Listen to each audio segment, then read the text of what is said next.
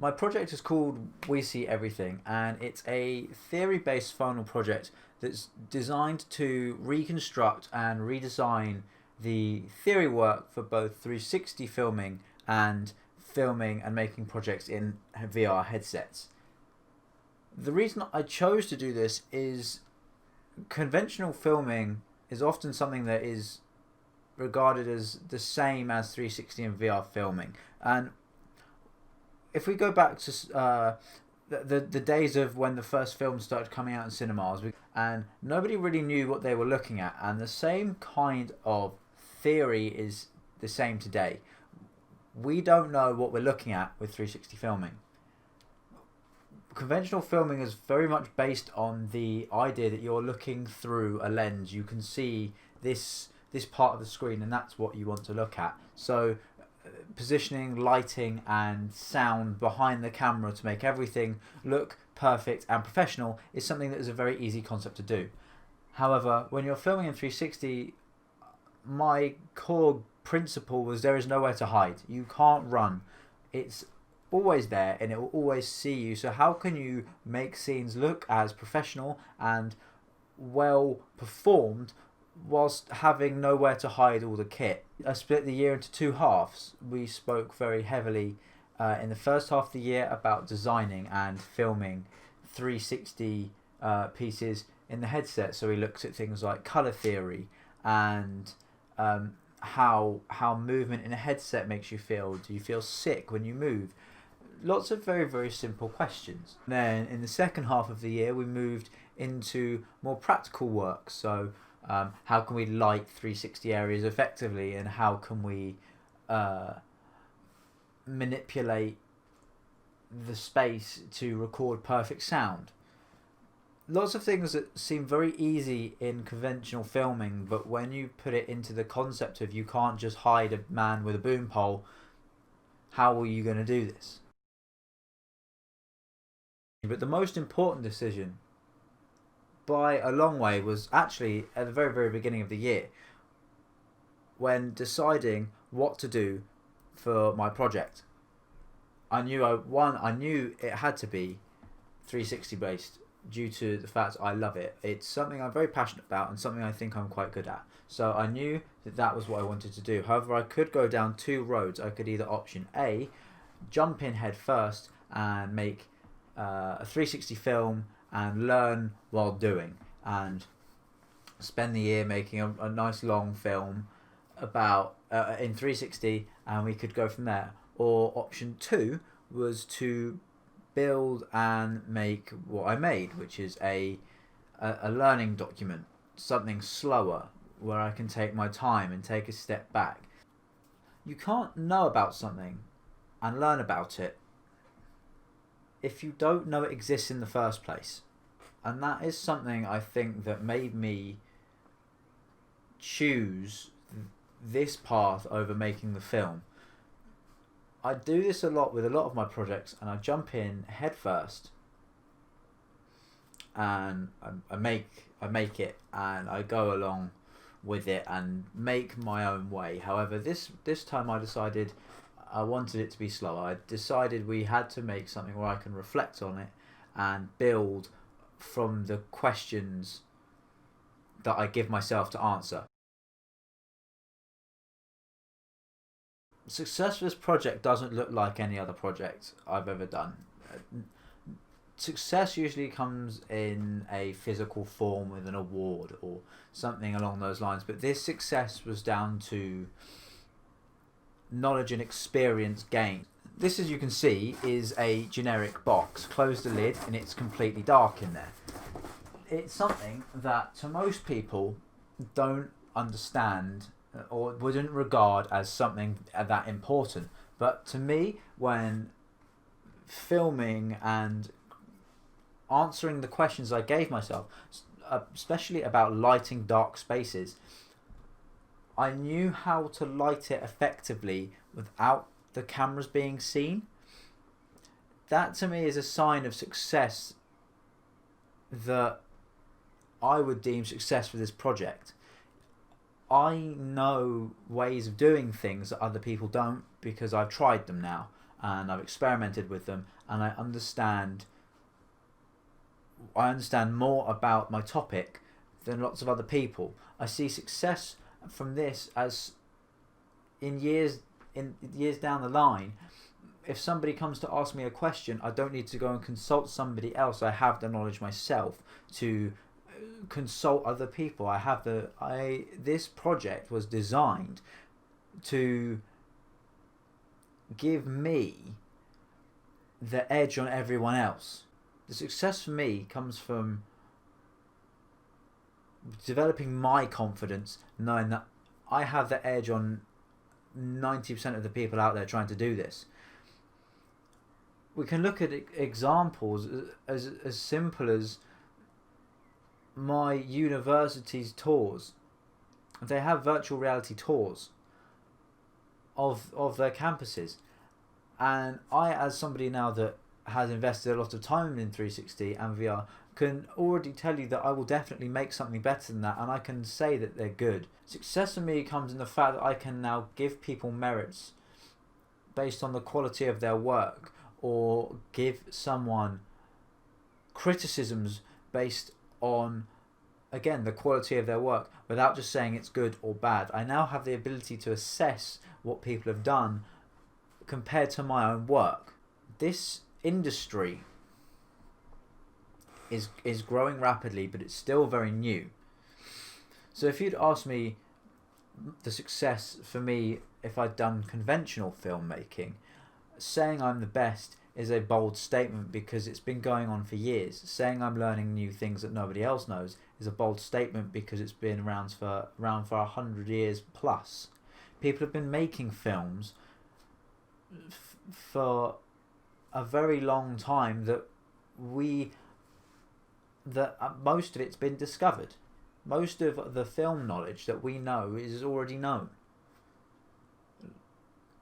You can't apply conventional film knowledge to 360. It doesn't make sense. In a conventional film, you'd have a man with a boom pole, and you may have some clip-on mics, but mainly the boom poles will capture everything, and they're hidden behind the camera because the camera, like we said, only films this much. You can't convert that into filming in 360. You can't have a man walk around with a pole because you'll see him walking around. So how do you make the sound filmable? You have to film in environments that give you room to hide things. You can't just film in open spaces. It doesn't work. Especially if you want to film conversations as well. How do you get the dramatic over the shoulder shots that you get in conventional filming? How do you convey that sense of emotion into a camera that can't move? That was something I had to learn, and once I found the answers, that was the success. No, I started part 2 of my project in February, and it finished on deadline day. And in that period of time, I set myself four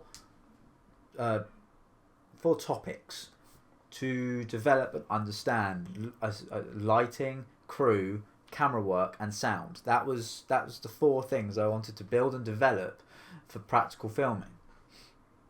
I fit it in that time scale. I wouldn't add anything new and learn more about those things which are very important and crucial. I'd already learned more about them. I would spend a lot of time talking to more actors, and other filmmakers about things that they understand and things they don't understand. I'd like to talk to more people about what they know, and what they more importantly what they don't know, because then I could have spent that time improving and trying to solve the questions that they had given me. Like, I spoke a lot with a man at the beginning of the year called Michael Magruder.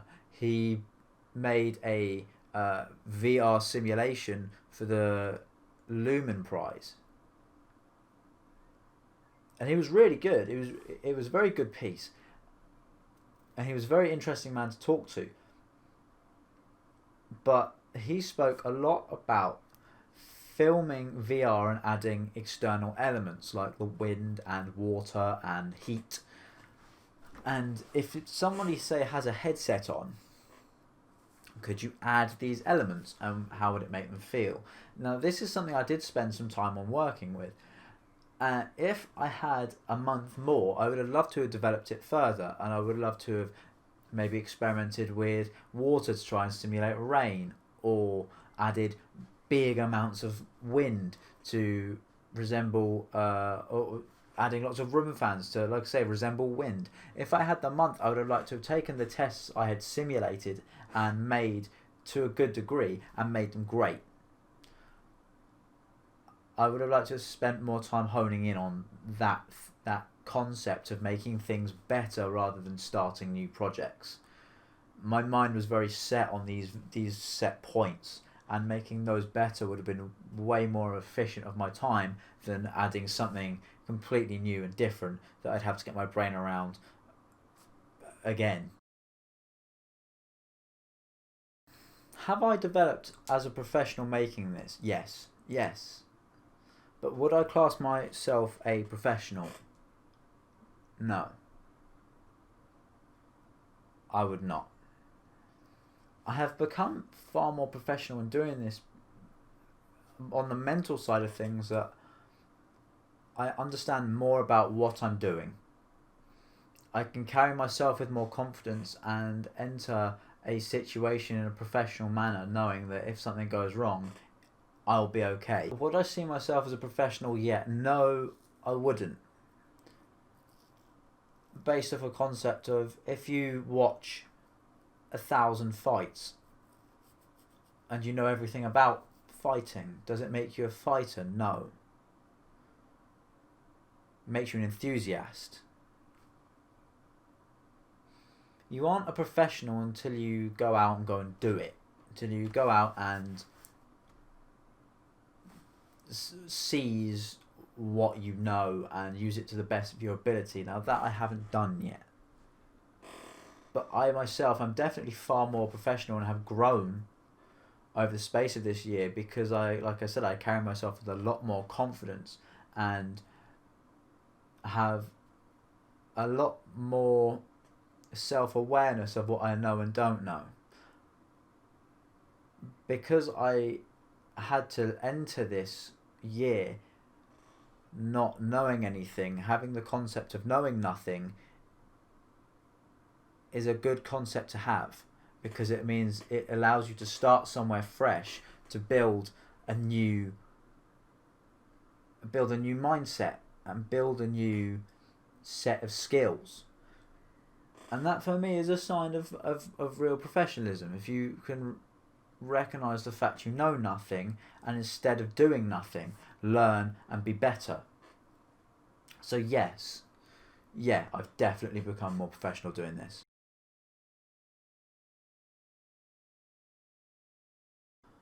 The difference between this being a theory project and me making a practical project is that if I made a practical project, there would only be select parts I can take from it. And that could depend based on the person. Some people take the editing side and learn more from that, and some people take the filming side and just enjoy the practical filming side, being out there, learning, being in the field. This was a theoretical project based on learning and understanding things. What could I take from this? The answer is everything. There's nothing in this whole year I can't take from this. I spoke to so many people about so many different things. For example, I spoke to a guy called Matt who works for Cult. He works for a company called Cult VR. And just learning from him about how he doesn't like headsets and how he prefers using big 360 spaces and big domes to project these big VR installments. That is something I can take from this. Leaving university this year, I'm aiming to work on projects with friends who don't have 360 knowledge but are brilliant filmmakers, in order to make house tours with people. A business venture that could be very successful. And all the knowledge I got from this year, all the knowledge and hard work I put into learning and understanding concepts and theories and understanding what people like and don't like, all of that is so relevant to the industry I'm trying to get into. Another person I spoke to was Dr. Faisal Mushtag from Leeds University, and I spoke to him about his VR designs around disability. Something like 2 years ago I never would have thought about thinking about, but talking to him, he spoke to me about how VR can have impacts on children. If it isn't used effectively, it can really, really harm children. But it can still be brought into schools if people are taught and trained properly on how to use it. That again is something I've learned about. If I take this piece of information, I can take it and put it in where I want to work. I want to build VR tours for people, but I know that if it has to be for a child environment, I have to keep it very short, with very minimal movement, and preferably something we can project onto walls instead of wearing headsets. That is things I never would have learned otherwise.